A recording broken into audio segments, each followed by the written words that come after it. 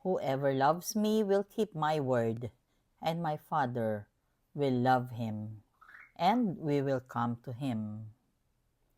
Let your hearts take comfort, all who hope in the Lord. Blessed Wednesday, everyone. We praise and thank you, dear God, for another day of life. We praise and thank you for the gift of love, the gift of family, of community, of belongingness, and the gift of life and love. Today is a special day because it is June's 60th birthday. Happy birthday. Love you. Lord, we praise and thank you for your message in today's gospel. Take care not to perform righteous deeds in order that people may see them. Otherwise, you will have no recompense from your heavenly Father. So, wag yung paimbabaw na pananampalataya. 'Di ba? Sabi nga, yung fasting, almsgiving, and prayer ang importante para mapalago ang ating pananampalataya. Dahil 'di ba, ang koneksyon natin sa Panginoong Diyos ay dasal. Diyan tayo nakakonect kay Lord, kaya dapat hindi yan nawawala. Ganon din ang fasting. Ginagawa natin yan, nag-o-offer tayo ng sacrifice.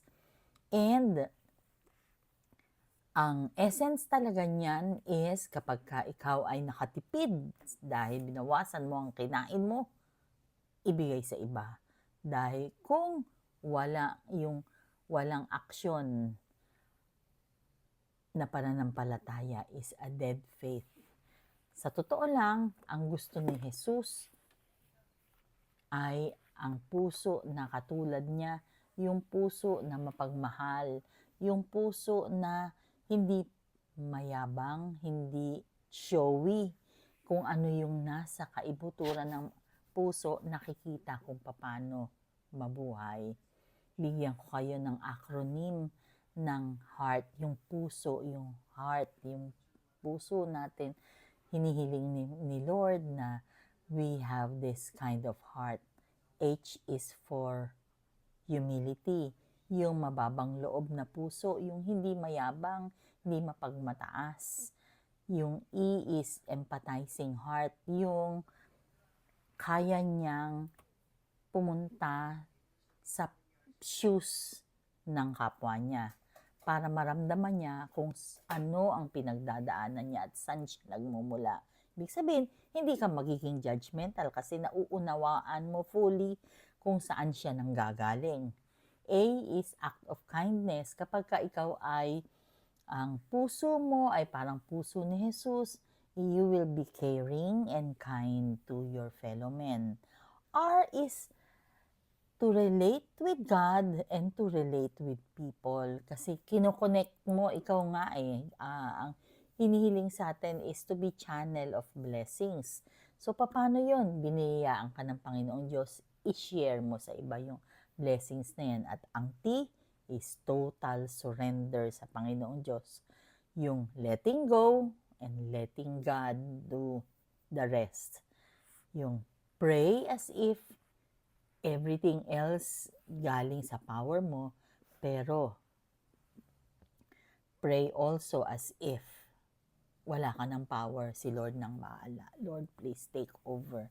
Napakadaming patotoo sa aming buhay mag-asawa, ang kung paano magkaroon ng puso na pinipilit mong maihalin tulad sa puso ni Jesus, just like ang kwento ng aming buhay mag-asawa ni June. Alam niyo naman na sa dami ng aming pinagdaanan, kaya nga 'di ba sabi ko sa inyo, kahit na isang linggo tayong magkwentuhan, hindi kami mauubusan kasi ang dami naming pinagdaanan, sobrang makulay ang aming buhay.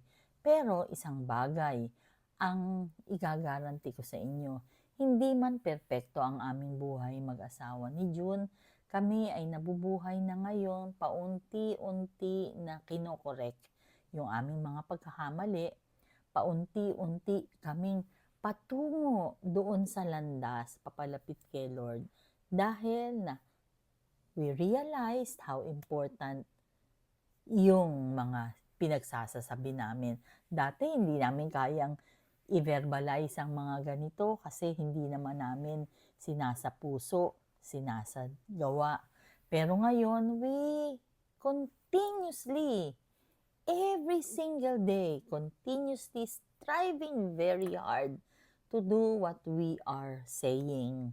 Kaya nga naman, hindi man kami perfect. Alam namin na paunti-unti, little by little, every day. Little by little, every way. Gagawa kami ng paraan para mapunta doon sa makitid na daan. Magpatawad, tanggapin kung anong pagkakamali. Pray to God, letting go, and letting God do the rest. Happy birthday, Dad. Maraming salamat sa iyong pagmamahal at sa iyong pagtiyatiyaga sa ating buhay. We hope and pray, kami ng mga bata, pati ng mga apo, na sana mahaba pa ang iyong maging buhay para mahaba pa tayong magkasama.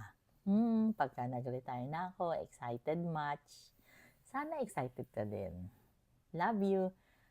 All this we pray in your mighty name through the intercession of our Blessed Mama Mary. Amen. God bless.